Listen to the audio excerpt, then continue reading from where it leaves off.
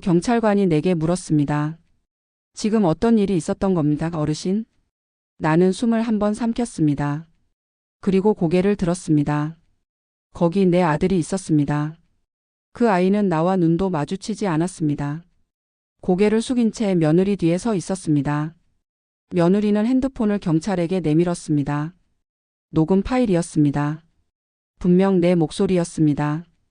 분노에 찬 울컥 터진 나조차도 낯설게 느껴지는 목소리. 여기선 내 말이 법이야. 내가 살던 집이야.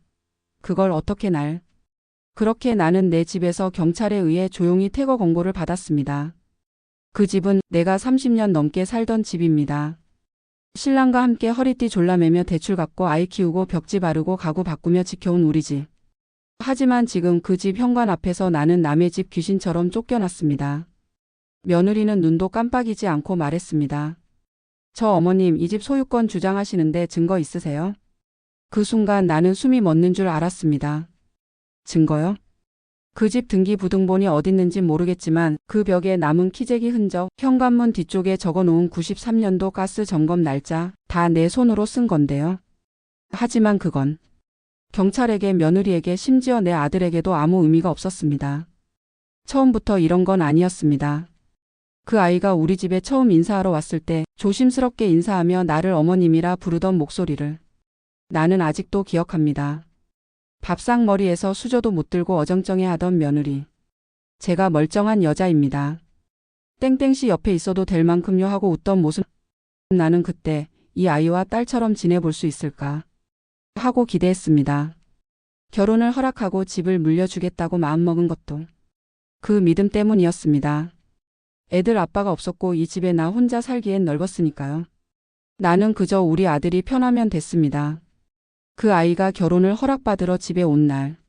창밖으론 개나리꽃이 한창이었고 바람도 참 부드러웠죠. 작은 반찬들 몇 가지를 정갈이 담고 커피도 내려놓고 떨리는 마음으로 기다렸습니다. 아들이 데리고 온 그 아이. 정말 예의 바른 아이였어요. 머리카락은 반듯하게 묶고 검은 정장 바지에 흰 셔츠, 꾸미지 않은 얼굴이 오히려 더 단정해 보였습니다. 어머님 잘 부탁드립니다. 나는 그 말 한마디에 마음이 풀렸습니다. 쑥스럽게 웃으며. 손을 모으던 모습, 식사 자리에서 수저를 두 손으로 들던 태도. 다 좋았어요.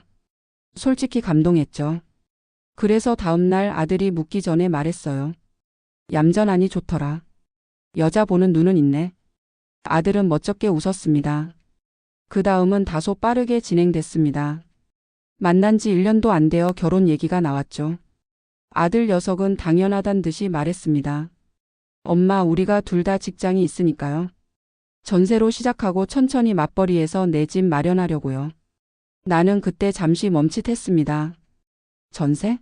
어디 전세? 우리 집에 들어올 거 아니었어? 그 말에 아들은 대수롭지 않게 대답했죠.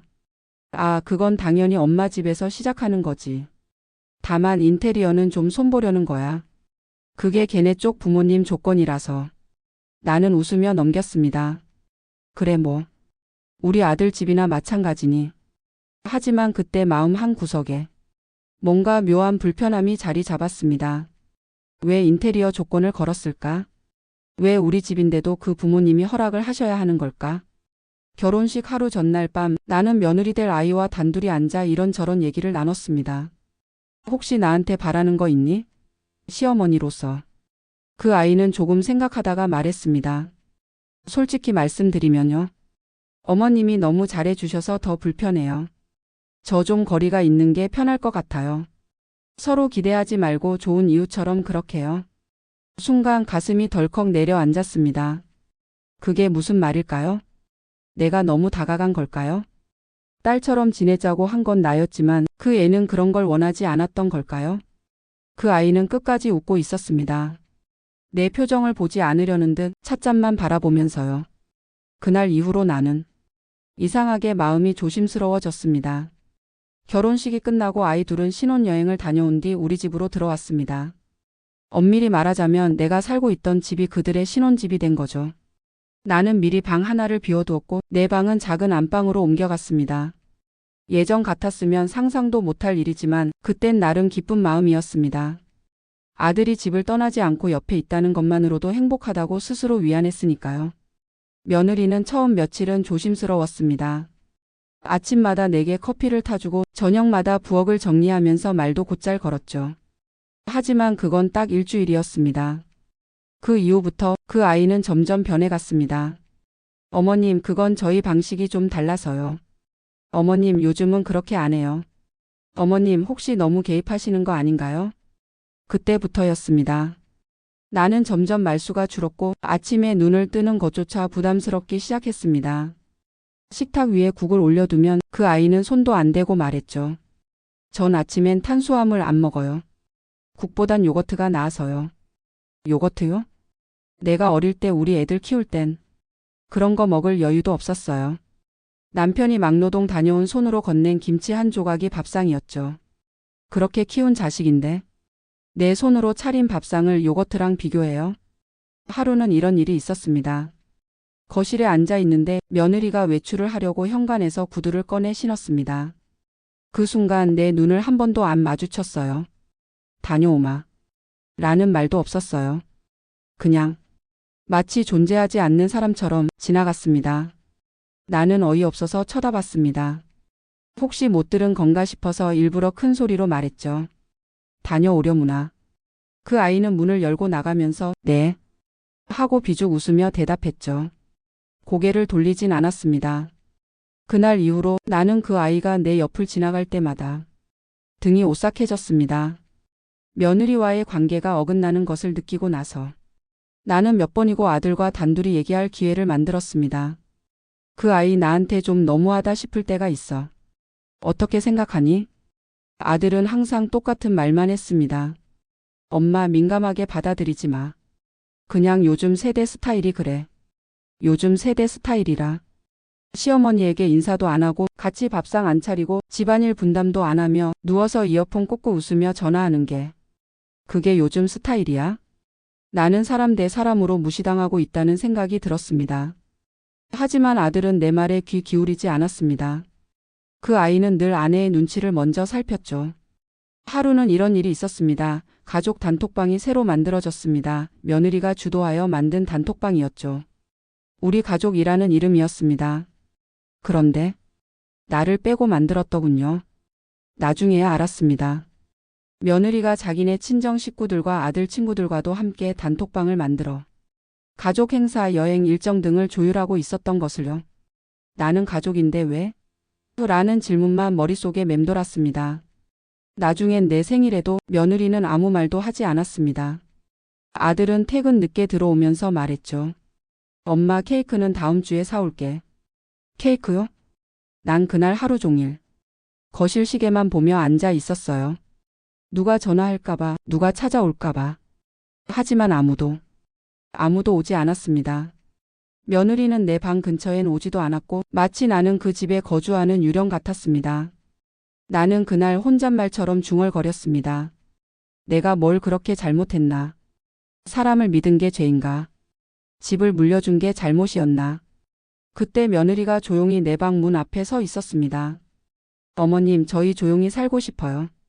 자꾸 이런 감정 얘기하시면 솔직히 피곤합니다. 서로 그냥 선 긋고 살면 안 될까요? 선이요? 그 집에서 같이 밥을 먹고 같은 수도꼭지를 쓰며 같은 와이파이를 나누며 살고 있는 사람이 선이라니요? 나는 그날 처음으로 이 집에서 내가 쫓겨나게 될 수도 있겠다는 생각을 했습니다. 사람이 집에서 숨을 참게 되는 경우가 있을까요? 저는 그걸 제 집에서 겪었습니다. 하루는 이런 일이 있었어요. 저녁 6시 애들은 퇴근하고 들어왔고 나는 김치찌개랑 달걀찜을 준비해 두었습니다. 식탁 위에 차려놓고 방으로 들어가 쉬고 있었죠. 근데 한참이 지나도 숟가락 소리가 안 나는 겁니다. 조용해서 나가봤더니 부엌에서 며느리가 뭘 만들고 있더군요. 프라이팬에 아보카도, 계란 후라이, 닭 가슴살을 굽고 있었어요. 아들은 스마트폰을 보고 있었고요. 아이고, 내가 차려놨는데 왜 그걸? 말끝을 흐리니 며느리는 단호하게 말하더군요. 어머님, 음식은 좀 짜서요. 저희는 싱겁게 먹거든요. 아들은 말이 없었습니다. 그저 조용히 숟가락을 들지도 않고 며느리가 굽는 음식이 완성되기만 기다리고 있었어요. 그 장면에서 느낀 공기는 외면이라는 단어로도 부족했습니다. 나는 그 자리에서 말없이 돌아섰습니다. 그러곤 방에 들어와 혼자 김치찌개를 먹었어요. 아주 짠 걸로요. 내 눈물 때문에. 며느리는 가끔 배려라는 단어를 자주 사용했습니다. 어머님 조용히 해주시면 감사하겠어요. 저희 부부 대화 중이에요. 어머님 이건 부부 문제니까 개입 안 해주셨으면 해요. 어머님 방문은 노크하고 열어주세요. 저희 공간이니까요. 그 아이는 이 집이 내 것이 아니라 자기들 부부 공간이라는 듯 말했습니다. 심지어 내가 키우고 가꾼 화분들까지. 며느리는 거실에서 다 치워버렸어요. 동선이 안 좋아서요. 그리고 흙 냄새가 좀 나서. 나는 화분을 방으로 옮기며 말했어요. 그래도 생명인데. 집에 초록 하나 없으면 답답하지 않니? 그러자 며느리는 눈을 동그랗게 뜨고 말했어요. 그게 어머님 기준이죠. 어느 날 며느리의 친정어머니가 집에 오셨습니다. 미리 말도 없이요. 나는 부엌에 있었고 낯선 구두 소리에 거실로 나가보니 처음 보는 얼굴이 문 안으로 들어서고 있었습니다. 사돈 어쩐 일로 갑자기 오셨어요? 나는 당황한 표정으로 인사를 했지만 며느리는 대수롭지 않게 말하더군요. 어머님 친정엄마예요. 여기서 하룻밤만 주무시고 가실 거예요. 그 순간 이 집의 주인은 나라는 사실이 부끄럽게 느껴졌습니다. 그날 저녁은 참 묘한 식사 자리였습니다. 며느리 친정어머니는 계속 며느리에게만 말을 붙였고 나를 거의 투명 인간처럼 대했습니다. 무엇보다 충격적이었던 건 아들이 말 한마디도 하지 않았다는 겁니다. 땡땡아, 오늘 회사 일은 어땠니? 하고 물어도 그저 웃기만 하거나 대답을 피했습니다. 며칠 뒤 또 하나의 사건이 터졌습니다. 내 방 앞에 포스트잇 하나가 붙어 있더군요. 노란 메모지에는 이렇게 적혀 있었습니다. 밤늦게 부엌에서 소리 내지 마세요. 저희 부부 수면 방해돼요. 냉장고 문 여닫는 소리도 커요. 이걸 말로 하는 게 그렇게 어려운가요? 나는 그 종이를 떼어냈습니다. 그리고 그냥 조용히 찢어서 버렸습니다. 그런데 며칠 뒤 또 메모지가 붙었어요. 이번엔 이렇게 쓰여 있더군요. 부엌 쓰실 땐 미리 말씀 주세요. 저희 식당과 겹치면 헷갈려요. 내가 왜 부엌을 쓸 때 며느리에게 허락을 맡아야 하는 거죠? 이 집이 누구 이름으로 된 집인데? 나는 점점 말을 줄였고 스스로 벽을 쌓기 시작했습니다. 내가 뭘 해도 불편하다는 말을 들을까봐. 숨조차 얕게 쉬게 되었죠. 거실로 나가는 횟수도 줄고 방에만 머무는 시간이 늘어났습니다. 그러자 아들이 와서 이러더군요. 엄마 요즘 방에만 계셔서 걱정돼. 기분이 안 좋은 일 있어? 그 말에 울컥했지만 참았습니다. 아니 그냥 나도 나이 들어가는 거지 뭐.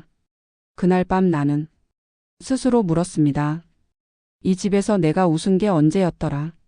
그날 이후로 아들과 말할 기회가 줄었습니다. 아니 사실은 내가 말을 꺼내지 않게 되었죠. 괜히 또 너무 예민하다, 지나치게 간섭한다는 말 들을까 봐요. 하지만 속은 그렇게 단순하지 않았습니다. 나는 매일 밤 아들의 문 앞까지 갔다가 돌아서기를 반복했습니다. 예전에 그랬잖아. 엄마가 밥 안 먹고 누워 있으면 문 열고 들어와서 엄마 왜 그래? 하던 너였잖아. 지금은 내가 누워 있어도 그 아이는 거실에서 웃으며 며느리랑 예능을 보고 있습니다. 나는 요즘 생각과 감정을 종이에 적습니다. 말로 내뱉을 곳이 없으니 기록으로라도 숨통을 트고 싶었던 거죠. 그날도 일기장에 이렇게 적었습니다. 며느리가 점점 나를 밀어낸다. 나는 이 집에 필요 없는 사람인가. 자식에게 집 주고 마음 줬더니 나만 혼자 남았다. 그 일기장은 서랍 깊숙이 넣어뒀습니다. 그런데 이틀 뒤 이상한 일이 있었습니다. 며느리가 내게 말하더군요. 어머님 혹시 감정기록은 정신과 진료 때 참고하시려는 건가요? 나는 숨이 턱 막혔습니다. 그 말투 그 눈빛. 봤구나. 그날 밤 나는 일기장을 찢었습니다. 그리고 불태우듯 쓰레기 봉투 깊숙이 밀어 넣었죠. 그 아이는 그 다음 날 일부러 제 방 앞에서 웃으며 이런 말을 했습니다. 어머님도 감정 조절 어려우시면 전문가 상담 받아보시는 게 좋아요. 요즘 그런 거 흔하잖아요. 그날 처음 나는 그 애가 나를 쫓아내고 싶어 한다는 생각이 들었습니다. 요즘은 대화를 해도 대화가 아니었습니다. 나는 말을 꺼내고 며느리는 뚫어지게 쳐다보며 말했습니다. 그래서요 어머님. 그 얘기를 지금 저한테 왜 하시는 거예요? 예를 들어 나는 추워지니까 따뜻하게 입어라라고 말했을 뿐인데 그 아이는 꼭 한 번씩 말을 다시 꼬아 물었습니다. 근데 어머님, 제가 뭘 잘못해서 그런 말씀을 하시는 건가요? 그 순간마다 나는 머릿속이 하얘졌습니다. 나는 그냥 말 걸고 싶었던 것 뿐이었는데. 정말 그저 인간적으로 말을 걸고 싶었을 뿐이었는데요. 아들은 여전히 침묵 중이었습니다. 며느리가 말하면 고개를 끄덕이고 내가 말하면 눈을 피하거나 입술을 다물었습니다. 어느 날 큰맘 먹고 말했어요. 아들, 내 아내가 내 일기장 본 것 같아. 나한테 그런 말 정신과 어쩌고 그런 말까지 하더라. 그러자 아들은 순간 멈칫하더니 그 특유의 차가운 말투로 이러더군요. 엄마, 솔직히 요즘 엄마 좀 이상하긴 해. 너무 예민하고 좀 날카로워졌어. 그 말에 가슴이 쿵 하고 내려앉았습니다. 이 아이도 나를 믿지 않는구나. 나는 이제 누구에게도 기댈 수 없구나. 며느리는 어느 날부터 부엌에서 휴대폰을 세워두고 요리를 했습니다. 나는 처음엔 유튜브를 보는 줄 알았어요. 근데 이상하게 늘 똑같은 방향으로 고정되어 있었죠. 내 쪽을 향해서. 나는 말없이 조용히 부엌을 빠져나왔습니다. 그 후로 부엌에는 안 나갔습니다. 그뿐이 아니었습니다. 방 청소를 하다가 아들이 옷장 위에 올려둔 작은 녹음기를 발견했을 때 나는 그 자리에 주저앉아 울었습니다. 이 집은 나를 기록하고 있구나. 말 한마디, 소리 하나까지 모아서 나를 이상한 사람으로 만들 준비를 하는 거구나. 며느리는 은근히 반복적으로 나를 정상적이지 않은 사람처럼 만들기 시작했습니다. 어머님, 그 얘기 예전에 하지 않으셨어요? 어머님, 요즘 조금 건망증이 심해지신 것 같아서 걱정돼요. 어머님, 정신건강의학과 한번 다녀오시는 건 어때요? 치매 조기 검진도 하니까요. 처음에는 그냥 지나쳤습니다. 하지만 나중에는 나 자신조차 내가 이상해졌나? 하는 생각이 들 정도였어요. 그 아이는 의도적으로 사람을 무너뜨리는 법을 알고 있었습니다. 그 아이는 직접 때리지 않고도 정신을 고립시키는 방식을 썼어요. 하루는 내가 허리 통증으로 병원에 간다고 했습니다. 그랬더니 며느리가 굳이 따라 나서더군요. 병원 접수를 도와준다며 보호자로 따라온 그 아이는 간호사에게 이렇게 말했습니다. 어머님이 요즘 조금 깜빡깜빡 하셔서요. 진료 내용 저희가 같이 듣는 게 좋을 것 같아요. 진료실 안에서 의사는 나보다 며느리의 말을 더 믿었습니다. 예, 가족분이 그렇게 느낄 정도면 간단한 인지 검사라도 한번 해보시는 걸 추천드려요. 나는 입을 굳게 다물었습니다. 지금 반박하면 더 이상한 사람 될 거야. 그 아이는 조용히 웃고 있었습니다. 그 미소를 지금도 잊을 수 없습니다. 승자의 얼굴이었거든요. 이 집은 점점 내가 숨 쉴 공간이 사라지는 곳이 되었습니다. 내 방엔 CCTV는 없지만 밖에 나가 있는 시간마다 무슨 일이 있었는지 돌아와 보면 조금씩 아주 미세하게 바뀌어 있었습니다. 약 봉투가 사라진다든가, 달력에 적은 메모가 지워진다든가. 그럴 때마다 나는 내가 진짜 이걸 기억을 못한 걸까? 하고 내 머리를 의심했습니다. 이 집 안의 공기, 그건 공포였습니다. 감정적 공포. 관계 속에서 천천히 죽어가는 감정. 어느 날 아침 내가 세탁기를 돌리는 소리에 며느리가 뛰어나왔습니다. 어머님, 지금 아침 6시예요. 왜 이 시간에 세탁기를 돌리세요? 저희 자고 있었어요. 나는 억울했습니다. 겨울옷 말려야 하잖아. 오후엔 비 온다며. 그 순간 그 아이는 갑자기 휴대폰을 꺼내 들었습니다. 그리고는 녹화를 시작했습니다. 지금 영상 남겨둘게요. 어머님이 고의적으로 생활 방해하시는 증거니까요.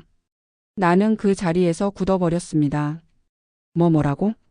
앞으로도 계속 이런 일이 반복되면 저희도 정식으로 조치 취할 거예요. 명확하게 남겨두자고요. 그 말투, 그 표정은 이젠 더 이상 가족 구성원이 아닌 가해자로서의 나를 규정하는 눈빛이었습니다. 며칠 후 사건은 터졌습니다. 나는 냉장고 문을 여는 소리도 조심하던 사람이 됐고 화장실도 새벽에는 안 갔습니다. 그런데 그날 밤 거실에 불이 꺼져 있길래 조용히 부엌으로 나와 컵을 꺼냈습니다. 그때 무언가 툭 하고 떨어지며 바닥에 부딪혔습니다. 컵은 깨지진 않았지만 그 소리에 며느리가 뛰쳐나왔습니다. 또 일부러 이러시는 거예요? 그 아이는 곧장 112에 전화를 걸었습니다. 네네. 어머니께서 또 고의로 밤중에 소음을. 아니요, 이전에도 몇 차례 그런 일이 있었고요. 저희가 피해를 보고 있습니다. 그리고 나서 휴대폰을 내게 들이댔습니다. 녹음 중이에요, 어머님. 뭐라도 하시려면 조심하세요. 곧 경찰이 도착했습니다. 내가 키우던 집 내 이름으로 된 집에 경찰이 신고로 출동한 겁니다. 2명의 경찰이 왔습니다. 상황 설명을 듣더니 나를 별도로 부르더군요. 어르신 최근 정신과 치료나 병원 방문하신 적 있으세요? 그 질문에 내 손이 떨렸습니다. 이제는 경찰 앞에서도 정신병 취급을 받는구나. 나는 천천히 고개를 저었습니다. 하지만 경찰의 시선은 어딘가 의심의 눈빛이었습니다. 며느리는 경찰 앞에서 딱 떨어지는 목소리로 말했습니다. 저희는 더 이상 감정적으로 해결할 수 없습니다. 가정 내 갈등을 넘어서는 문제라고 생각해서요. 그 아이는 치밀했습니다. 시어머니라는 위치를 철저히 문제 인물로 바꾸는 전략이었죠. 경찰이 돌아간 후 나는 아들에게 물었습니다. 너는 내 엄마가 이렇게까지 무시당해도 그냥 가만히 있을 거니? 그 아이는 한참 침묵하더니 이렇게 말하더군요. 엄마도 좀 변해야 할 것 같아. 그 말을 들은 순간 나는 가슴이 무너져 내렸습니다. 그래. 이제 나는 이 집에서 단 한 명도 믿을 수 없는 사람이 되었구나. 며느리는 갑자기 너무나도 느닷없이 나에게 눈물 섞인 얼굴로 말을 걸어왔습니다. 어머님, 저 요즘 우울증 온 것 같아요. 그 목소리는 떨렸고 눈가에는 눈물이 살짝 고여 있었습니다. 나는 당황했지만 어쨌든 사람으로서 걱정이 됐습니다. 왜 그러는데 무슨 일이야? 저 어머님이 제 존재 자체를 힘들어 하시는 것 같아서요. 밥 먹는 것도 불편하고 말을 건네도 항상 긴장돼요. 그 말에 나는 무너졌습니다. 내가 미움받는 건 둘째치고 이 아이가 나를 저렇게까지 두려워하고 있었구나. 라는 생각에 죄책감이 들기도 했습니다. 그러나 그건 연막이었습니다. 며칠 후 교회 권사님이 전화를 해오셨습니다. 어머님 괜찮으세요? 며느리가 요즘 힘들어 보이던데. 가정 안에서 좀 어려움이 있나 싶어서요. 또 동네 반상회 모임에 갔더니 몇몇 이웃들이 나를 슬쩍 피했습니다. 어느새 내가 며느리를 괴롭히는 시어머니라는 프레임이 동네와 교회에까지 퍼지고 있었던 겁니다. 나는 우연히 며느리의 비공개 인스타그램을 봤습니다. 거기에는 이런 글이 올라와 있었습니다. 같은 집에 살지만 저는 늘 투명 인간입니다. 하루도 마음 편히 숨 쉴 수가 없어요. 제정신 유지하는 게 기적 같아요. 댓글에는 힘내 유유. 언니 진짜 대단해요. 저 같으면 진작 나왔을 듯. 같은 말들이 가득 달려 있었고요. 나는 악성 댓글의 대상이 된 연예인처럼 머릿속이 새하얘졌습니다. 도대체 내가 뭘 그렇게까지 잘못했지? 나는 아들에게 물었습니다. 너 혹시 내 아내가 우리 애기 주변에 떠들고 다니는 거 알고는 있니? 그 아이는 귀찮다는 듯 말했습니다. 아, 그거? 그냥 친구들한테 하소연 좀 한 거래. 요즘 SNS 시대잖아. 다들 그렇게 살더라. 나는 할 말을 잃었습니다. 그 아이는 이 사태의 심각성을 전혀 이해하지 못하고 있었고 오히려 며느리의 피해자 서사를 당연하게 받아들이고 있었습니다. 내 생일이었습니다. 평소 같았으면 시장에서 미역국 재료 사서 혼자라도 끓였을 텐데 그날은 참았습니다. 혹시나 며느리나 아들이 기억하고 있을까 싶어서요. 그날 저녁 두 사람은 외식을 하고 돌아왔습니다. 내게 한마디 말도 없이요. 현관을 열고 들어오던 며느리는 내 눈을 슬쩍 피하며 말했습니다. 어머님, 오늘 기분 괜찮으세요? 요즘 좀 감정 기복이 있으셔서요. 그 말은 축하가 아니라 경고였습니다. 오늘도 사고 치지 말고 조용히 있으세요. 그런 뉘앙스에 나는 매주 일요일마다 다니던 교회를 그만두게 됐습니다. 예배 끝나고 돌아오는 길에 권사님이 조심스럽게 이런 말을 하셨기 때문입니다. 어머님, 혹시 최근에 가족 문제로 힘드시죠? 다들 염려하시더라고요. 며느님이 눈이 퉁퉁 부은 채로 기도만 하다 가셨어요. 나는 그제서야 알았습니다. 그 아이가 나의 신앙 공동체마저 흔들고 있다는 것. 이후로 교회에 나갈 수 없었습니다. 기도하러 가도 사람들이 측은한 눈빛과 경계의 눈빛을 섞어서 바라봤거든요. 시어머니가 좀 예민하시대.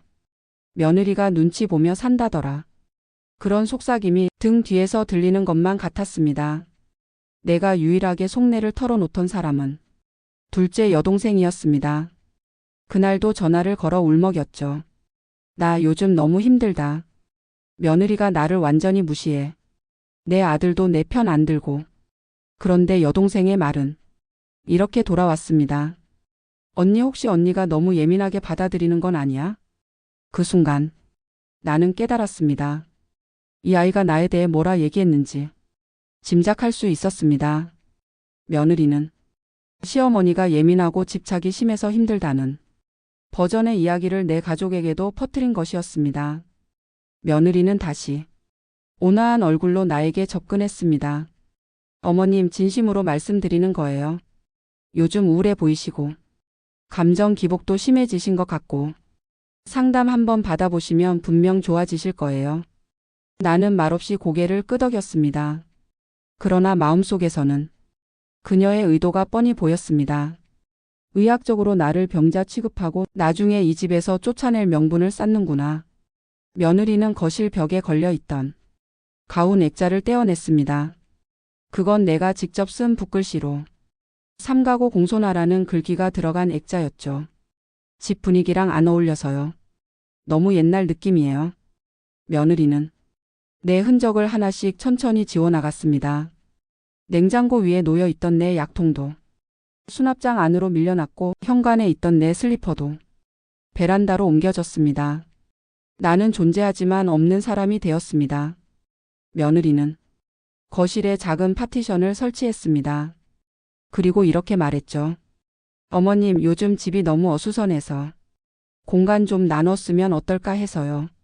그 파티션은 거실을 반으로 잘랐고 한쪽은 부부의 독립 공간이 되었고 나머지 절반은 나의 생활 제한 구역이 되었습니다. 부엌에는 이름표가 붙은 수납 박스가 놓였습니다. 남편 반찬통, 아내용 식재료, 공용 조미료. 그중 어느 하나에도 시어머니라는 말은 없었습니다. 예전엔 하루 세 끼를 같이 먹었습니다. 그러던 어느 날부터 부부는 식사를 따로 하더군요. 요즘 저희는 브런치 위주로 먹어요. 어머님 식사는 따로 차려두었어요. 내가 밥을 먹을 땐 그들은 방에 있었고 그들이 식사할 땐 나는 눈치껏 방으로 들어갔습니다. 같은 공간에 살지만 철저히 분리된 인간관계가 되어버린 거죠. 우리 가족끼리 쓰던 단톡방이 있었습니다. 명절 일정, 가족 사진, 조카 생일 등 소소한 이야기를 나누던 곳이었죠. 어느 날 확인해 보니 그 방에서 내가 강제 퇴장당한 상태였습니다. 놀란 마음에 아들에게 물었습니다. 단톡방에서 나 누가 뺐니? 그 아이는 말했습니다. 엄마가 너무 감정적으로 굴어서 아내가 좀 불편해 하더라고.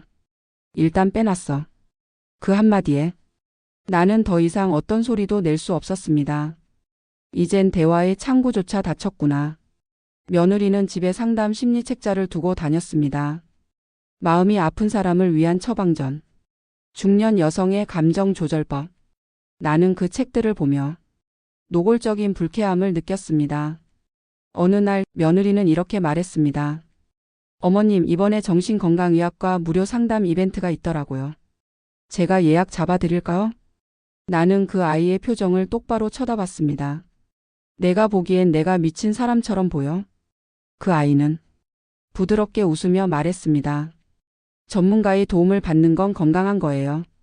이제 날 미친 사람으로 몰아가는구나. 나는 우연히 며느리의 서랍을 정리하다가 상속 분쟁 사례집 가족 간 퇴거 조치라는 문서를 보게 되었습니다. 거기엔 시어머니를 퇴거시키기 위한 법률 자문 흔적이 있었습니다.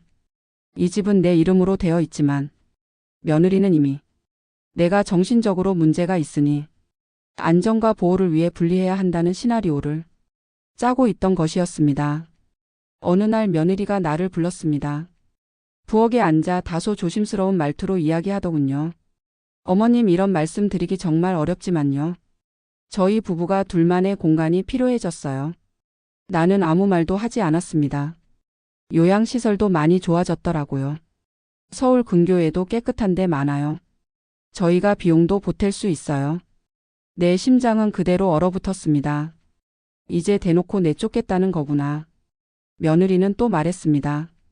요즘 어머님 많이 우울해 보이셔서요. 혹시 입원 치료 한번 받아보시는 건 어떨까요? 나는 소리쳤습니다. 내가 미친년이냐? 그 순간 아들이 달려왔습니다. 그리고 이렇게 말했죠. 엄마 진정 좀 해. 이런 말까지 듣게 만들지 마. 나는 그 자리에서 말없이 방으로 들어와 문을 잠갔습니다. 내가 뭘 그렇게 잘못했지? 왜 이 집에서 내가 쫓겨나야 하지? 며칠 뒤 며느리는 내 방에 브로셔 몇 장을 두고 갔습니다. 노인 요양센터 자연과 함께하는 노후. 노인 전문 케어하우스 1인실 완비 주치의 상주. 재활요양병원 정신건강 프로그램 운영. 나는 그것들을 한 장 한 장 천천히 넘겨봤습니다. 눈물이 앞을 가렸습니다. 이 집은 이제 나를 위한 곳이 아니구나. 나는 몰래 법률 상담을 예약했습니다. 내가 퇴거 압박을 받고 있다는 걸 말했더니 변호사는 조용히 말했습니다. 주택 명의가 어머님 명의라면 법적으로는 보호받을 수 있습니다. 하지만 실제 생활에서 압박이 계속되면 사실상 버티기 어렵죠. 법보다 인간관계가 더 무섭다. 나는 그 말을 실감했습니다. 그날 밤 나는 무심코 거실의 CCTV 화면을 봤습니다. 그 안에는 며느리가 나 없는 틈을 타 아들과 무언가를 진지하게 이야기하는 모습이 담겨 있었죠. 화면 속 며느리는 울먹이는 척하며 이렇게 말했습니다. 어머님이 날 때렸어. 물론 때린 건 아닌데 눈빛이 너무 무서웠어. 아들은 고개를 끄덕이며 말했습니다. 알았어. 엄마랑은 조만간 얘기할게. 그 장면을 본 나는 이 집에서의 마지막 희망마저 버릴 수밖에 없었습니다. 이 집은 내 집이었고 내가 아들을 위해 바친 세월이 깃든 공간이었지만 이젠 내가 불청객이 되어버린 집이었습니다. 나는 매일 밤 생각했습니다. 내가 지금 당장 사라지면 누가 울어줄까? 내 인생의 마지막 장면은 이런 식으로 끝나는 걸까? 어느새 거울 속에 나는 자존감도 정체성도 심지어는 목소리조차 잃은 빈 껍데기가 되어 있었습니다. 며느리가 내게 정신과 진료를 권했던 말을 떠올렸습니다. 그 말이 너무나 모욕적이고 괘씸했지만 이제는 오히려 그 말이 내 무기가 될 수 있을 것 같았습니다. 나는 조용히 정신건강의학과를 예약했습니다. 그리고 병원 문을 열고 들어서며 의사 앞에서 말했습니다. 제가 요즘 감정 기복이 심하대요. 며느리도 그렇고 가족들도 그렇고 전부 제 말은 믿질 않아요. 의사는 고개를 끄덕이며 내 얘기를 듣더니 조용히 한 장의 종이를 내밀었습니다. 우울 및 불안 증세 관찰됨. 외부 스트레스에 의한 반응 추정. 진단서였습니다. 나는 진단서를 손에 쥔 채 법률구조공단에 전화를 걸었습니다. 저 아들 부부와 같이 살고 있는데요. 그 사람들이 절 쫓아내려 해요. 진단서도 있긴 한데 그걸로 제가 보호받을 수 있을까요? 상담사는 정중하게 말했습니다. 집이 어머님 명의이고 심리적 압박이 지속되고 있다면 가정 내 정서적 학대로 간주될 수 있습니다. 이 말을 듣고 나는 처음으로 싸워야겠다는 마음을 먹었습니다. 그날 이후로 나는 아무 일도 없었던 척 행동했습니다. 며느리가 어머님 병원 생각해 보셨어요? 라고 묻자 나는 고개를 끄덕이며 말했습니다. 생각 중이야. 천천히 해보려고. 그러나 내 안에서는 이미 반격의 칼날이 서서히 갈리고 있었습니다. 며느리는 내 반응에 안심한 듯 보였고 나는 그 방심을 최대한 활용했습니다. 나는 핸드폰에 녹음 앱을 설치했습니다. 아이콘도 숨겼고 실행 시엔 화면이 꺼진 척하게 설정했습니다. 그리고 며느리가 나에게 언성을 높일 때마다 조용히 녹음을 눌렀습니다. 어머님 또 반찬을 그렇게 하셨잖아요. 입맛 떨어진다니까요. 저희 부부 사생활에 왜 자꾸 끼어드세요? 그녀의 표리부동한 얼굴은 녹음 파일 안에 고스란히 저장되었습니다. 나는 CCTV가 달린 거실 구석, 소파 옆 테이블 위에 소형 카메라를 설치했습니다. 며느리가 아들과 다툰 뒤 혼자 말처럼 중얼대는 장면, 내가 없는 방에서 내 물건을 치우는 모습, 심지어는 내 일기장을 훑어보는 모습까지 담겼습니다. 그 영상은 노트북에 암호를 걸고 저장해 두었습니다. 아무도 내 말을 믿지 않을 때 이 파일들이 내 증인이다. 며느리는 제가 여전히 아무것도 모른다고 생각했습니다. 자신이 원하는 대로 상황을 조정할 수 있다고 믿고 있었지요. 하지만 저는 이미 마음을 굳혔습니다. 더는 눈치 보지 않기로, 그리고 반드시 제 권리를 지키기로 말입니다. 그날 이후 며느리의 행동은 더 대담해졌습니다. 어머님, 또 이 컵을 여기다 두셨어요? 제가 분명 말했죠. 여긴 제 공간이라고. 이런 말들을 들을 때마다 저는 핸드폰 녹음 버튼을 눌렀습니다. 목소리의 높낮이, 숨소리, 말끝에 묻어나는 비아냥까지 모두 하나의 증거로 남겼습니다. 또한 거실 구석의 소형 카메라는 며느리가 제 물건을 몰래 치우고 속삭이듯 욕설을 내뱉는 모습까지 담아냈습니다. 그 모든 파일의 날짜와 시간, 상황 설명까지 메모해 두었습니다. 월 1 점심 후 반찬 투정하며 고함. 월 1 내 방 앞에서 일기장 열람 장면. 이 자료들이야말로 그 어떤 말보다도 확실한 증명이 될 것이었습니다. 며칠 뒤 저는 혼자 법률구조공단을 찾아갔습니다. 상담실 의자에 앉아 제 이야기를 천천히 풀어놓았습니다. 며느리가 저를 정신 이상 취급해요. 말도 안 되는 이유로 저를 쫓아내려 하고요. 상담사는 조용히 듣다가 진단서와 등기부등본을 보더니 고개를 끄덕였습니다. 어머님, 이 집은 어머님 단독 명의입니다. 법적으로 누구도 어머님을 강제로 내보낼 수 없습니다. 오히려 정서적 학대의 정황이 보이네요. 그 말에 저는 눈물이 핑 돌았습니다. 그 누구도 제 편이 되어주지 않던 시간 속에서 처음으로 누군가가 제 이야기를 사실로 받아들여준 순간이었으니까요. 집 안에 있던 모든 서류를 꺼내기 시작했습니다. 남편이 남긴 유산 내역, 제 명의로 된 통장과 보험, 납입 완료된 주택담보 관련 서류까지 하나하나 정리하며 복사하고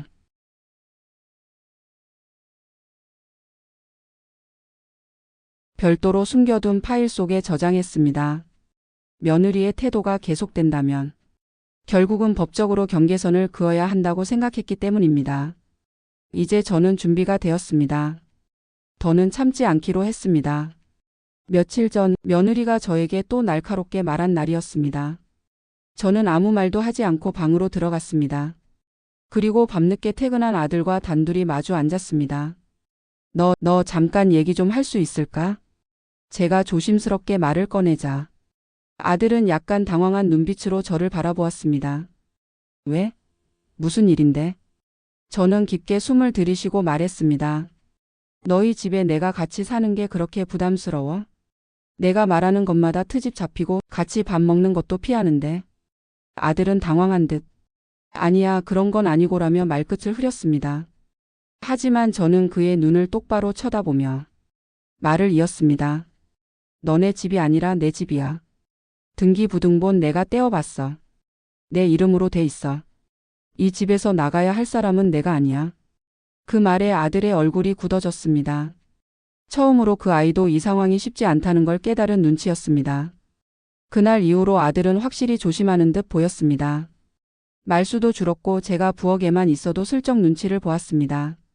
하지만 며느리는 전혀 달라지지 않았습니다. 오히려 아들에게 짜증을 더 내기 시작했지요. 왜 말을 못해?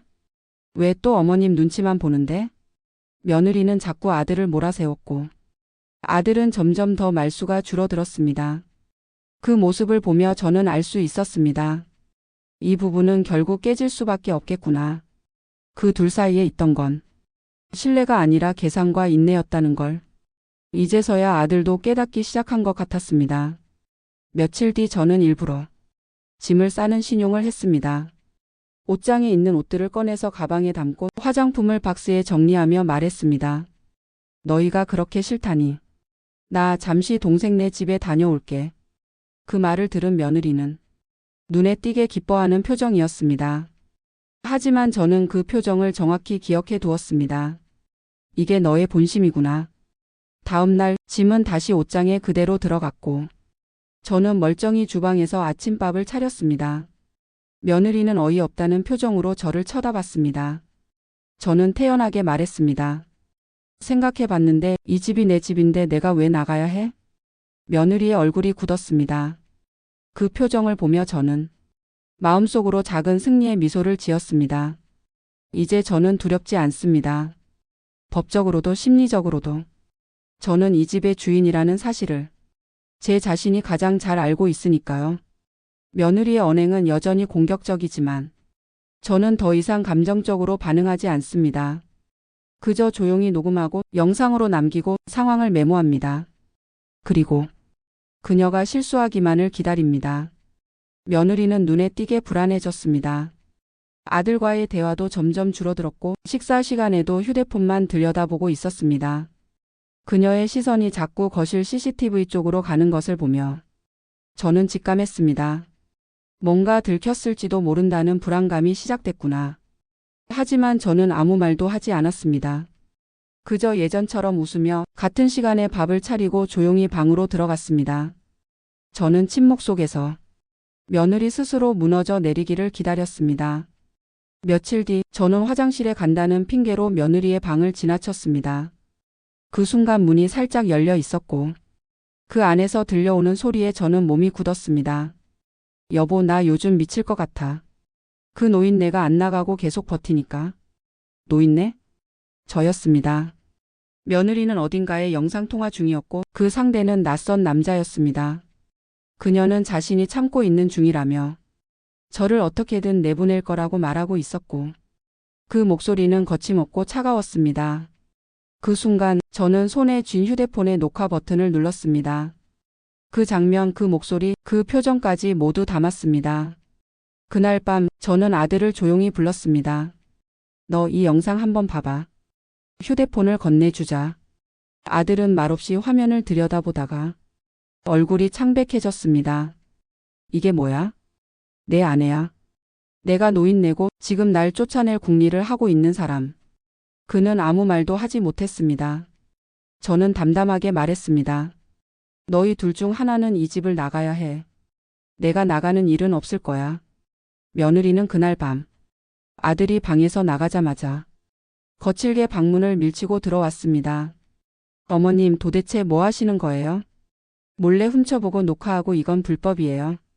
저는 의연하게 대답했습니다. 집주인이 집안 CCTV 설치한 게 불법이니? 그리고 내 목소리, 내 얼굴, 내 입으로 한 말. 그게 제가 되려면 정당하지 않았겠지. 그녀는 입술을 깨물며 말을 잇지 못했습니다. 그리고 다음 날 그녀는 짐을 쌌습니다. 며느리는 떠나기 전 아들에게만 작게 말을 남기고 집을 나섰습니다. 그녀는 아무 말도 없이 고개를 돌렸습니다. 더 이상 싸울 이유도 눈물 흘릴 가치도 없는 사람이었기에 저는 담담히 그녀의 뒷모습을 바라봤습니다. 며느리가 떠난 후 집안은 다시 고요해졌습니다.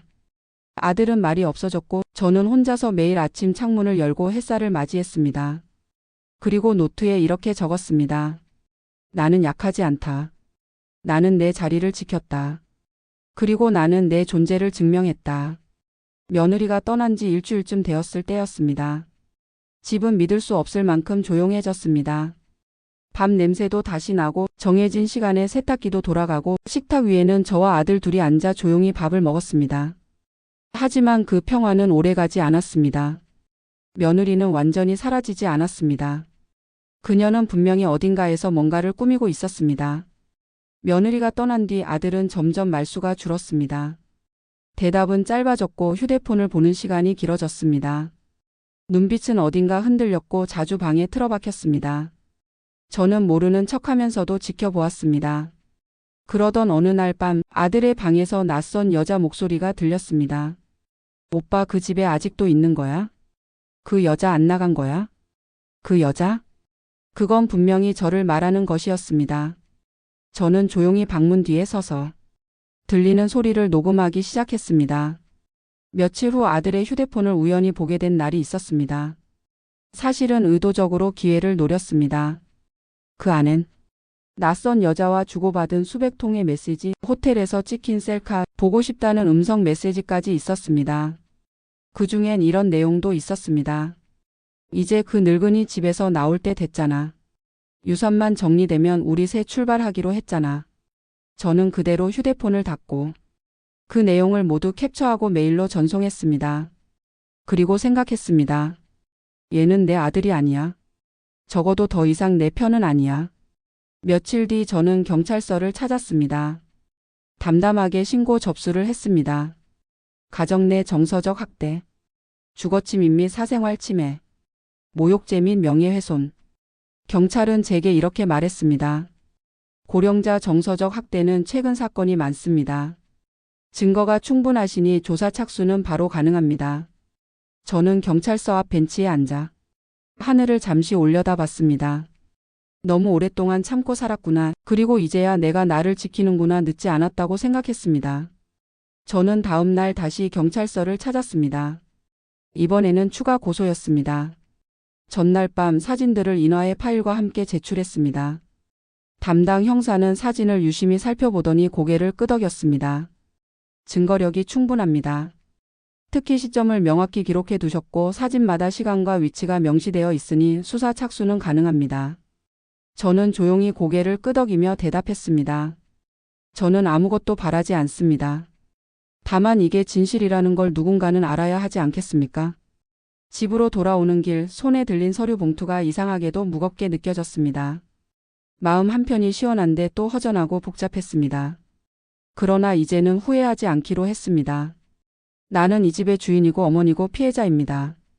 나는 끝까지 버티기로 결심했습니다. 그날 밤 아들은 아무 말 없이 방에 틀어박혀 있었습니다. 저녁을 차려도 식탁에 나오지 않았고 말을 걸어도 반응이 없었습니다. 저는 식탁 위에 밥그릇을 놓은 채 방으로 들어갔습니다. 문을 닫고 나서야 들리는 그의 흐느낌. 아마도 그는 알고 있었을 겁니다. 자신이 잘못했단 걸. 하지만 용서를 구하지 않았습니다. 말 한마디 없는 침묵은 때로는 변명보다 더 비겁합니다. 며칠 후 경찰에서 연락이 왔습니다. 며느리와 그녀의 내연남에게 출석 요구서를 발부했다는 내용이었습니다. 그리고 사건과 관련된 진술서가 필요하다고 했습니다. 저는 긴 글을 적었습니다. 그동안 있었던 일들, 느꼈던 감정, 내가 어떤 눈빛을 견뎌왔는지 누구에게도 하지 못한 말을 종이에 풀어냈습니다. 글을 쓰는 동안 손이 떨리고 눈물이 났지만 멈추지 않았습니다. 내가 받은 상처를 외면하지 않기 위해서였습니다.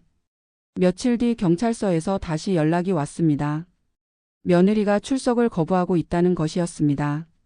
대신 변호사를 통해 연락을 해왔고 본인은 정당방위에 가까운 심리적 해소 행위였다고 주장했다고 합니다. 정당방위?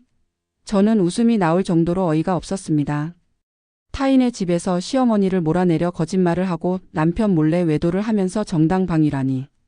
이 세상엔 얼굴 두꺼운 사람들이 참 많습니다. 그날 밤 저는 다시 아들과 마주 앉았습니다. 조용히 그리고 단호하게 말했습니다. 이건 더 이상 가족의 일이 아닙니다. 나는 피해자고 너는 방조자야. 넌 끝까지 그 여자 편이었어. 그래도 마지막 기회는 줄게. 내 앞에서 진실을 말해. 넌 언제부터 알았니? 아들은 고개를 들지 못하고 말했습니다. 처음엔 아니었어요. 근데 나중엔 알았죠. 그런데 그 사람한테 이상하게 끌렸어요. 따뜻했어요. 어머니랑 계속 부딪히고 나니까 나도 현실에서 도망치고 싶었어요. 그 말에 저는 고개를 끄덕였습니다. 그래.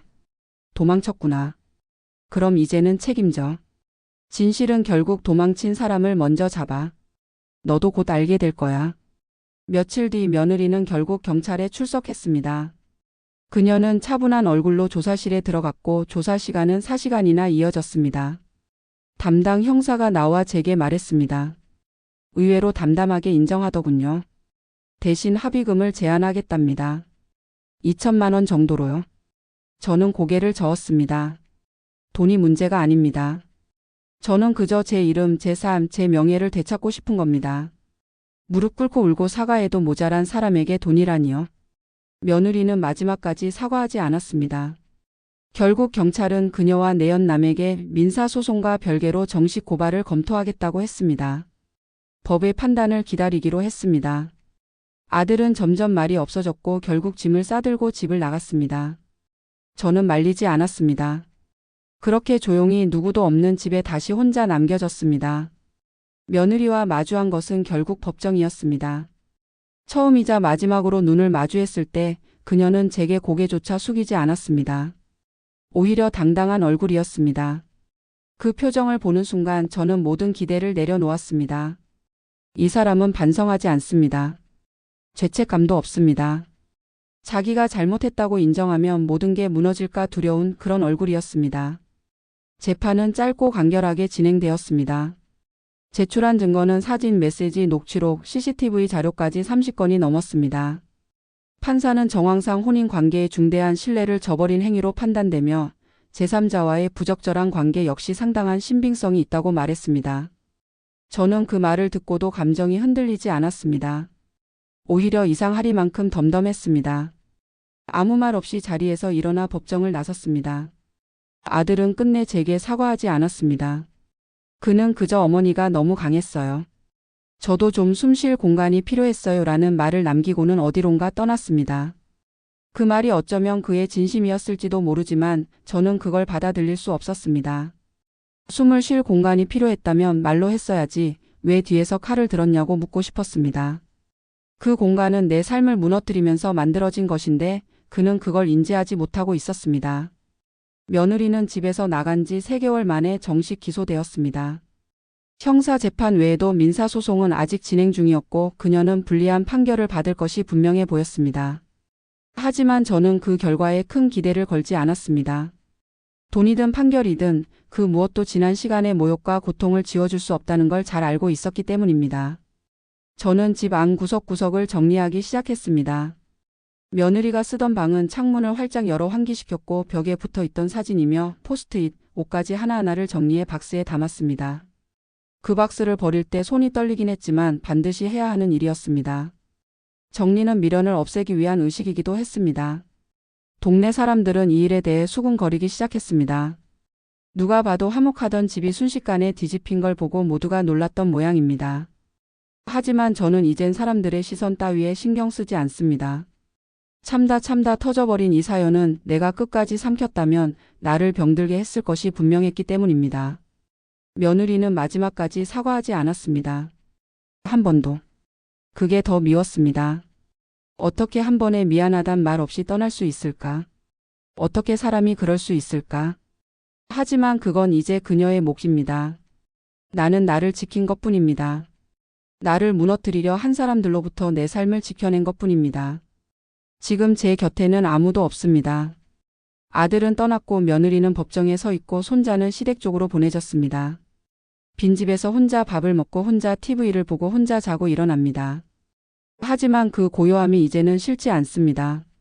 누구도 욕하지 않고 눈치 보지 않고 밥을 해도 버려지지 않는 이 평화가 오히려 위안이 됩니다. 어쩌면 이건 늦게 찾아온 자유일지도 모르겠습니다. 나는 더 이상 참지 않습니다. 더 이상 외면하지 않습니다.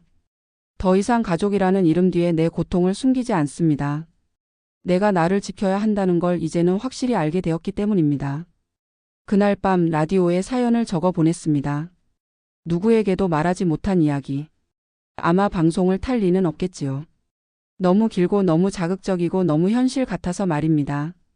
하지만 혹시라도 누군가 이 이야기를 듣고 자기 삶을 돌아볼 수 있다면 그거면 충분합니다. 참지 마세요. 외면하지 마세요. 가족이란 이름 아래 감정을 묻지 마세요. 나처럼 살지 마세요. 진실은 언제나 결국 제자리로 돌아옵니다. 그리고 그 진실 앞에서 당신은 떳떳할 수 있어야 합니다. 그게 내가 배운 인생의 마지막 교훈입니다. 그날 이후 저는 절대로 눈물을 흘리지 않겠다고 다짐했습니다.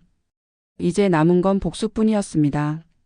말로 되는 일이 아니었습니다. 그 며느리가 저지른 짓들 세상에 반드시 드러나야 했고 그 대가를 치르게 해야 했습니다. 며느리는 제게 명예훼손으로 고소장을 보냈고 인터넷에 악의적인 글을 뿌렸습니다. 언론까지 이용해서 저를 구시대적 시어머니, 폭력적인 노인으로 몰아갔습니다. 기사 댓글엔 온갖 악플이 달렸고 동네 마트에서도 수군거리는 소리가 들렸습니다. 그 집일에 며느리 내쫓고 아들마저 병들어 죽게 만들었다더라. 그날 밤 저는 문서 더미를 꺼내 들고 다시 변호사를 찾았습니다. 저 사람들 반드시 법정에서 무릎 꿇리겠습니다. 저는 한 글자 한 글자 직접 정리한 연대기 자료들을 들고 찾아갔습니다. 그 안에는 며느리의 계좌 흐름, 아들의 정신과 진단서, 음성 녹취, 사진 자료가 포함되어 있었습니다. 며느리는 제게 고소를 걸었지만 저 역시 그 이상으로 맞고소를 했습니다. 무고죄, 사문서 위조, 사생활 침해, 아동방임. 하나하나 나열해가며 그녀가 저지른 행위들을 법적 테이블 위에 올려놨습니다. 고소장은 단순히 대응이 아닌 파괴였습니다. 며칠 후 경찰에서 연락이 왔습니다. 며느리 쪽 고소는 혐의 없음으로 내사 종결되었고 오히려 제 고소는 정식 입건 절차로 넘어간다는 소식이었습니다. 그 순간 제 심장은 차분해졌습니다. 이제 제대로 된 반격이 시작된 것입니다. 그 즈음 아들이 연락을 해왔습니다. 엄마 그만 좀 해. 애엄마 불쌍하지도 않아? 그 목소리는 한때 제 손을 붙잡고 울던 그 아이의 것이 아니었습니다. 저는 담담히 대답했습니다. 내가 불쌍하다고 느끼는 그 여자는 내 정신과 약 처방전을 빼돌리고 유산을 가로채려 했던 여자야. 그게 다 엄마가 몰아세워서 그런 거잖아. 그래. 그렇게 믿고 싶겠지. 하지만 변명할 틈은 끝났어. 이번엔 내가 끝까지 간다. 전화를 끊고 난 뒤 저는 유언장을 수정했습니다. 아들 이름을 지우고 전 재산을 사회단체에 기부하겠다는 조항을 추가했습니다. 아들에게 남은 것은 아무것도 없었습니다. 며느리는 수사 과정에서 휴대폰을 압수당했고 그녀가 불륜 상대와 주고받은 수많은 메시지, 돈 거래 기록, 그리고 제게 보낸 협박성 메시지까지 전부 드러났습니다. 그녀는 처음엔 뻔뻔하게 부인했지만 증거 앞에서는 말이 없었습니다. 그리고 마침내 구속수사가 시작되었고 신문에 이런 기사가 났습니다. 전 시어머니를 가정폭력 가해자로 몰아 고소한 40대 여성 무고 혐의로 구속. 실제로는 본인이 수년간 시어머니 계좌에서 수천만 원 횡령해. 기사는 빠르게 퍼졌고 그동안 저를 욕하던 사람들이 손바닥 뒤집듯 말을 바꿨습니다. 아이고 그 시어머니가 피해자였구만. 요즘 세상에 며느리라고 다 착한 줄 알면 큰일 나요. 웃기지도 않았습니다. 사람들은 늘 소문에 따라 움직이고 자신들의 입장을 간편하게 바꾸는 데 능했습니다. 저는 이제 그 누구의 시선도 신경 쓰지 않았습니다. 그저 하나만 생각했습니다. 이대로 끝나는 게 아니라 그들이 제게 했던 말과 행동을 똑같이 돌려주겠다고. 저는 며느리가 기자들에게 뿌린 그 허위 기사들에 대해 손해배상 민사소송도 진행했습니다. 그녀가 언론 인터뷰에서 제 실명을 언급한 것, 그리고 가해자라고 명시한 내용들을 조목조목 반박하며 정확한 사실관계와 증거를 법정에서 하나하나 읽어 내려갔습니다. 담당 판사는 최종 판결문에서 이렇게 적었습니다. 피고는 허위 사실을 기반으로 원고의 사회적 명예를 심각히 훼손하였으며 그로 인해 원고가 입은 피해는 금전적 정신적으로 극심한 수준이다. 이에 민사적 책임을 엄중히 물어야 한다.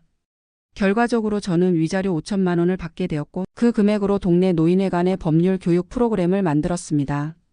내가 당했던 것처럼 다른 사람들은 당하지 않게 하자.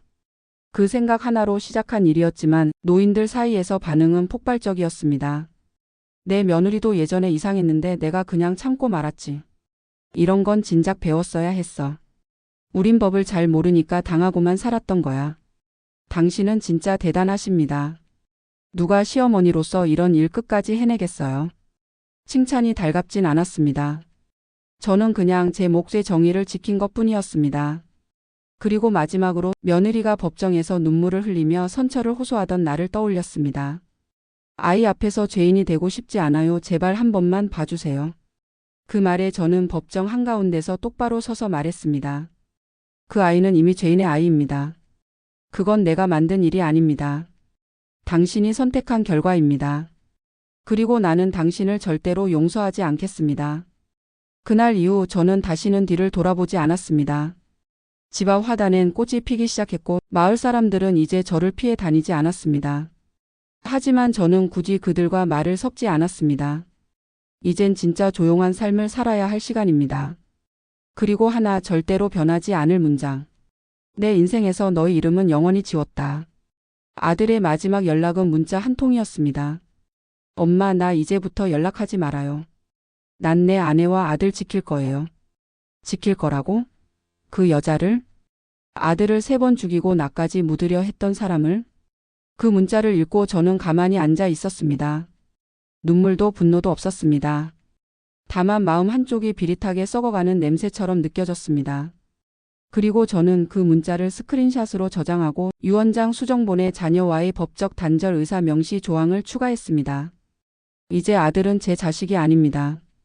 법적으로도 인연으로도 저는 그 사람을 제 인생에서 지웠습니다. 그가 앞으로 어떤 삶을 살든 그 여자를 감싸다가 무너져 내리든 그건 저의 영역이 아닙니다. 며느리는 언론 인터뷰에서 마지막 발악을 했습니다. 전 시어머니께 수차례 폭언과 폭행을 당했습니다. 정신적으로도 많이 힘들었고 아들에게조차 외면당했습니다. 그녀가 저를 집에서 쫓아낸 그날 저는 자살을 시도했었습니다. 가증스럽다는 말조차 아깝습니다. 저는 그녀가 자살을 시도하던 날 모텔에서 남자와 같이 있는 CCTV 영상을 경찰에 제출했었습니다. 그리고 그녀의 계좌에서는 성매매 알선 조직과의 자금 거래 흔적까지 나왔습니다. 온갖 추악한 이면들이 그 가련한 표정 뒤에 숨겨져 있었습니다. 그녀는 그렇게까지 했음에도 불구하고 재판에서 집행유예 3년 벌금 2천만 원이라는 판결을 받았습니다. 솔직히 말하면 저는 실형이 나오길 바랐습니다. 하지만 괜찮았습니다. 그녀는 이제 전과자가 되었고 앞으로 어떤 일도 제대로 하지 못할 테니까요. 그날 판결이 내려지고 법정을 나서던 길 기자 하나가 저에게 마이크를 들이밀며 물었습니다. 어르신 마지막으로 하고 싶은 말씀 있으신가요? 저는 그 마이크 앞에서 또박또박 말했습니다. 며느리가 아닙니다. 범죄자입니다. 전 그런 사람을 가족이라 부를 생각 없습니다. 카메라 플래시가 터지고 다음 날 기사는 이렇게 나왔습니다. 시어머니의 최후 통첩 가족 아닌 범죄자 절대 용서 없다. 전 며느리 무고 혐의로 유죄 확정 사회적 파장. 인터넷 댓글은 완전히 뒤집혔습니다. 이 시어머니 진짜 멋있다. 강단 있네. 불쌍한 척하던 며느리 알고 보니 진짜 악마였네. 이런 결말이 쌓이다지. 드라마보다 더 현실 같아. 그제서야 제 안에 뭔가 가라앉기 시작했습니다. 속이 시원하다기보단 정의가 늦었지만 왔다는 사실에 대한 고요한 만족감이었습니다. 며느리는 판결 이후 언론도 피했고 SNS 계정도 삭제했습니다. 소문에 따르면 자기가 일하던 쇼핑몰 계정도 닫히고 그동안 협찬받던 광고 업체들도 전부 계약을 끊었다고 했습니다. 한순간에 인생 망한 여자. 하지만 그건 한순간이 아니었습니다. 스스로 무너질 준비를 차곡차곡 해왔던 거였습니다. 그리고 저는 조용히 새로운 이름으로 거처를 옮겼습니다. 본가를 처분하고 바닷가 근처의 작은 빌라로 이사했습니다. 그곳에선 아무도 제 과거를 몰랐고 그저 정갈한 노인 한 명이 꽃을 가꾸며 산다고만 알았습니다. 제가 키우던 화초 중 하나는 아네모네였습니다. 꽃말이 뭐냐고요? 배신과 복수입니다. 저는 가끔 혼자 웃습니다. 이 모든 사건을 되돌아보며 사람이 이렇게까지 당하고도 살 수 있구나라고요. 그리고 지금도 라디오를 틀어놓고 사람들이 보내는 사연을 듣습니다. 이따금 속으로 중얼거립니다. 너도 며느리 문제로 고생하는구나. 하지만 나는 끝냈다. 내 이름은 다시 누구의 입에도 오르내리지 않을 겁니다. 왜냐고요? 그 이름은 이제 정의의 칼끝으로 남았기 때문입니다. 이사를 온 지 어느덧 6개월이 지났습니다. 이곳은 바다 근처의 작은 도시 외곽 오래된 아파트 단지입니다. 엘리베이터도 없는 5층 건물 매일 계단을 오르내리며 무릎이 시큰거리긴 하지만 이만하면 조용하고 저렴하고 쓸쓸한 데가 딱 제 마음과 잘 맞습니다. 가끔 아랫집 아주머니가 반찬을 나눠주시곤 합니다. 전 고맙습니다 하고 받기만 하고 제 사정은 말하지 않습니다. 이름도 직업도 가족도 묻지 않습니다. 그렇게 조용히 저 자신을 지운 채로 살고 있습니다. 텔레비전도 핸드폰도 잘 켜지 않습니다. 뉴스는 역겹고 사람 이야기는 믿기 싫고 인터넷은 거짓말이 너무 많습니다. 다만 라디오만은 하루 종일 틀어놓습니다. 그 안엔 아직 인간의 목소리가 사람이 살아가는 소리가 남아있기 때문입니다. 어떤 날은 며느리 이야기를 하는 사연이 흘러나옵니다. 시어머니가 노인정에서 당한 일, 며느리가 돈 문제로 소리를 지른 일, 며느리에게 외면당한 아들의 장례식에서 혼자 서 있던 어머니의 이야기. 저는 그럴 때마다 웃습니다. 아직도 모르는구나. 말로 되는 줄 알고 있구나. 이야기로 눈물로 호소로 인간이 바뀐다고 믿고 있구나. 아직 세상이 착한 줄 아는 거구나. 하지만 저는 압니다. 사람은 무너질 수 있고 또 무너뜨릴 수도 있습니다. 그걸 막을 수 있는 건 단 하나뿐입니다. 법입니다. 저는 모든 것을 기록했고 수집했고 준비했습니다. 시간이 오래 걸렸고 그 과정은 끔찍했지만 그 끝에 저는 이겼습니다. 며느리는 실형은 면했지만 사회적으로 끝났습니다. SNS에서 인터넷에서 동네에서 모두 그녀를 알아봤습니다. 정과자라는 낙인 아이의 학교마저 옮겨야 했다는 소문. 그녀가 바닥에서 발버둥치며 허우적대는 소식을 들을 때면 한편으로는 후련했고 또 한편으로는 허탈했습니다. 아들은 연락이 없습니다. 그 역시 직장 내 조사 이후 지방지사로 발령 났다는 얘기를 들었습니다. 그가 다시 저를 찾을 일은 없을 겁니다. 왜냐고요? 저는 그에게 남긴 게 아무것도 없기 때문입니다. 유산도 없고 유서도 없습니다. 법적 관계도 끊었고 계좌도 다 폐쇄했습니다. 제 이름으로 된 부동산은 없고 보험 수익자는 다른 사람으로 바꿨습니다. 그는 이제 진짜 제 아들이 아닙니다. 가끔 손자의 얼굴이 떠오르긴 합니다. 그 애는 제가 없었지만 그 죄 없는 얼굴 뒤에서 벌어진 짓들이 너무 끔찍했기에 저는 다시 품을 용기가 없었습니다. 사람들이 묻습니다. 그래도 혈육이잖아요. 가족은 끝까지 함께 해야죠. 노년에 외로우시지 않아요? 저는 그럴 때마다 조용히 대답합니다. 가족은 나를 죽이려 하지 않는 사람이 가족입니다. 혈육이 아니라 상식이 통하는 사람이 가족입니다. 외로운 게 낫지 피가 섞인 악마와는 못 삽니다. 이제 저는 일주일에 한 번 글을 씁니다. 신문에 짧은 칼럼을 기고합니다. 고부간의 전쟁이라는 주제로 세상의 시어머니들과 며느리들에게 보내는 아주 짧고 차가운 글들입니다. 필명은 공개하지 않았습니다. 하지만 독자 수는 점점 늘어나고 있습니다. 속이 다 시원하다는 댓글을 볼 때마다 저는 입꼬리를 올립니다. 제가 바라는 건 복수가 아닙니다. 기억입니다. 이 사회가 여성이 어머니가 시어머니가 어떻게 조롱받고 망가져 왔는지에 대한 분명한 기억입니다. 그리고 그 기억이 하나둘 쌓이다 보면 언젠가는 이런 억울함이 줄어들지도 모르니까요. 라디오에 사연을 보내볼까 문득 생각도 해봅니다. 제 이야기를 처음부터 끝까지 털어놓고 다른 시어머니들에게도 말해주고 싶습니다. 여러분 참지 마세요. 증거를 모으고 싸우세요. 법은 여러분의 편입니다. 하지만 아직은 그럴 생각 없습니다. 왜냐고요? 내 이야기는 아직 끝나지 않았으니까요.